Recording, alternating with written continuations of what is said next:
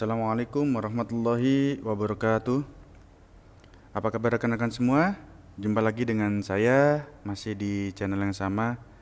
Hari ini saya akan mencoba untuk memberikan tips belajar mengenai energi pada gerak di bidang miring, yaitu pada bab dinamika rotasi dan keseimbangan benda tegar. Yuk, kita mulai saja. Energi kinetik pada benda meluncur dan menggelinding. Nah, kita lihat. Untuk benda yang meluncur, berarti benda tersebut ini yaitu BP aksen ya. Jadi mari kita lihat pada BP, ini BP dan BP aksen, ini BP aksen. Jadi keduanya merupakan bola pejal. Ya. BP ini bergerak secara menggelinding. Jadi dia mengalami perpindahan dengan cara menggelinding. Nah, gitu ya. Gitu ya, menggelinding. Sedangkan BP aksen, ini BP aksen. BP aksen bergerak dengan cara meluncur. Seperti itu. Sampai ke akhir lintasan. Nah, ini adalah titik pertama, kita anggap sebagai titik pertama. Kemudian ini titik keduanya, yaitu di akhir lintasan. Masing-masing benda memiliki ketinggian yang sama, yaitu H dari dasar lintasan.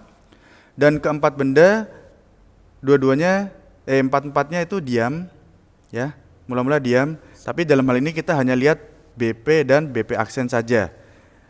Yuk kita mulai ya. Kita akan gunakan hukum kekekalan energi mekanik.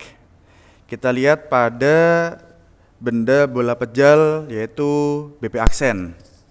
Ini ya, BP aksen.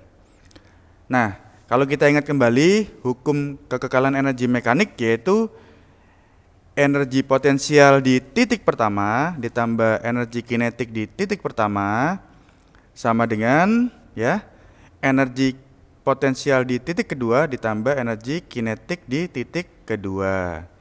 Nah, itu kalau kita review kembali mengenai hukum kekekalan energi mekanik. Kita lihat pada BP aksen memiliki tinggi H dari dasar lintasan. Sedangkan BP dan BP aksen itu kedua-duanya dalam kondisi mula-mula diam. Sehingga nilai energi kinetik 1 yaitu di posisi pertama atau di titik awal itu bernilai 0. Setelah dia bergerak di ujung lintasan yaitu di titik kedua, dia tidak memiliki H, ya, jadi hanya 0. Sehingga energi potensial di titik kedua nilainya 0. Dia hanya memiliki energi kinetik di titik kedua. Nah, inilah nilai kecepatan dari BP aksen di akhir lintasan, yaitu di titik kedua. Nah, ini M-nya kita coret gitu ya. Kemudian kita lakukan perkalian silang, pindah tempat.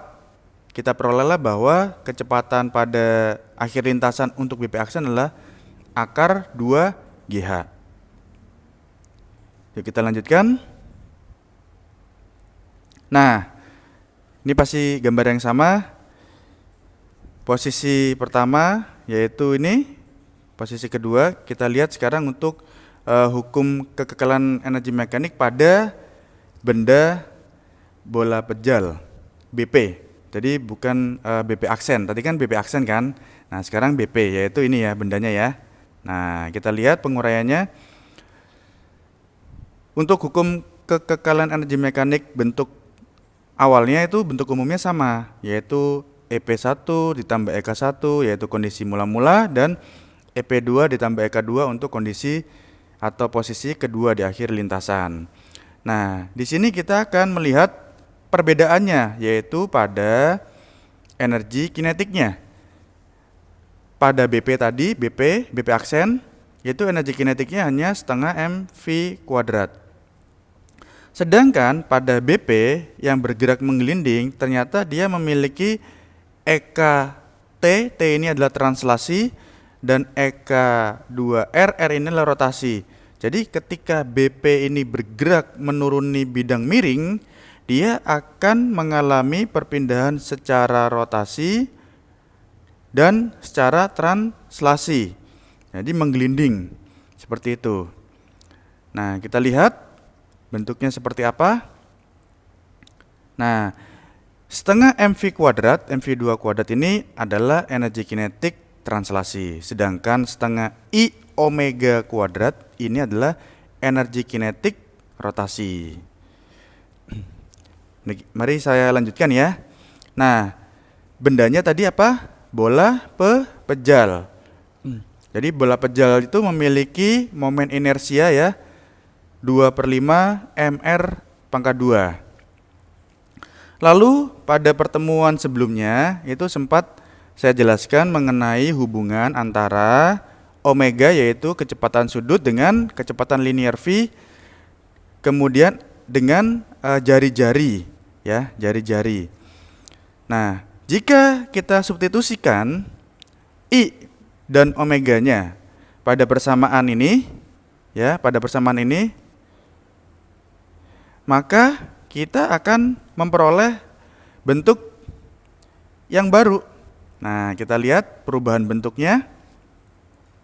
Nah, ini adalah hasil dari substitusi I ya, ini.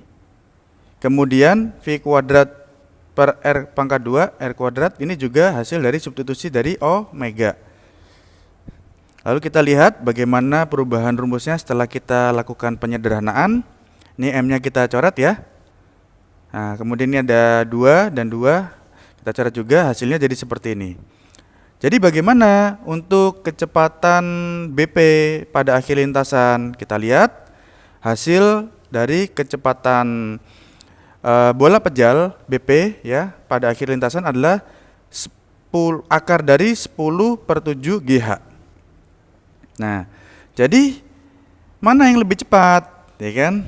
Antara BP dan BP aksen. Nah, nanti kita akan lihat animasinya yang sudah saya buat. Nah, sekarang kita lihat ternyata BP aksen akar 2 GH ya.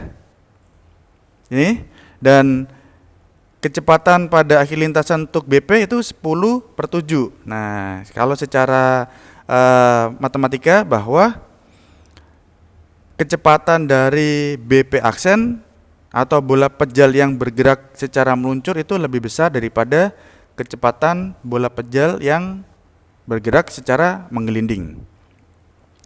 Nah, di sini saya coba buat animasi penerapan hukum kekalahan energi.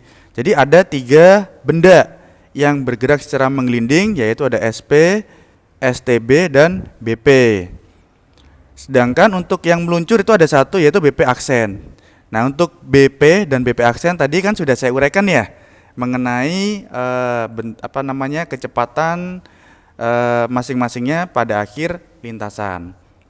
Nah, SP itu apa? SP itu adalah silinder pejal, kemudian STB itu merupakan silinder tipis berongga, di mana mereka memiliki massa yang sama, nih, kemudian jari-jari yang sama, itu ya.